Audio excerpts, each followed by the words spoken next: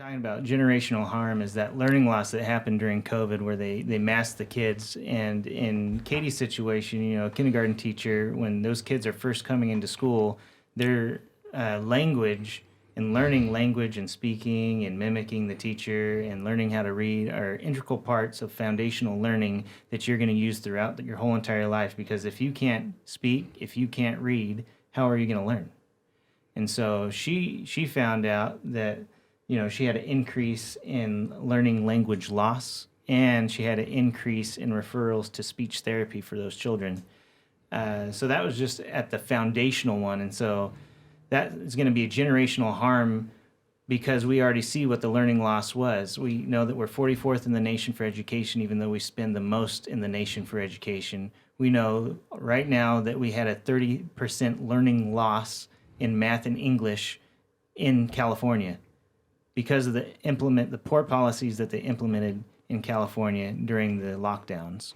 So that goes a bit further because those children during the lockdown and the apathy they have and the frustration they have because they're not on par, the standards were reduced for them to pass because they don't want any children left behind. And so instead of saying, hey, we're just going to keep every kid that it would have made more sense to keep everybody in that grade and not pass them on and work with those children to move them to the next level instead of just passing them. And because now they've passed and advanced to another area where they're expected to perform at a higher level, they've never leveled up. And so how is that person not going to be frustrated when they're expected to level up when they didn't have the tools? Well, and some of the things I've heard too to go along with that is the psychological impact, like even on their personalities. Like I have one high school teacher that comes in and he said, I'm used to kids walking into class, joking around, messing around. He said, once they implemented the mask policy, he said it was really weird. The kids would just like walk in, sit down and just sit there.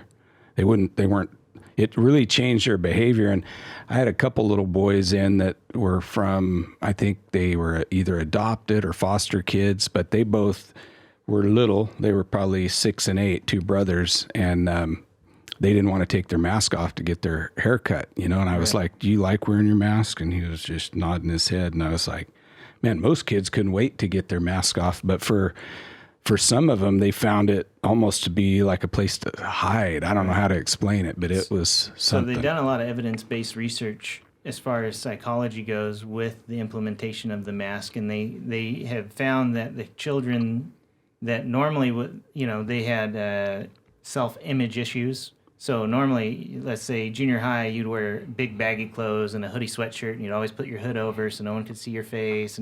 Well, these kids are now wearing masks. So they don't want to take the mask off because either they don't feel like they're pretty enough or handsome enough, or maybe they have acne or whatever. So they're using it to hide their identity.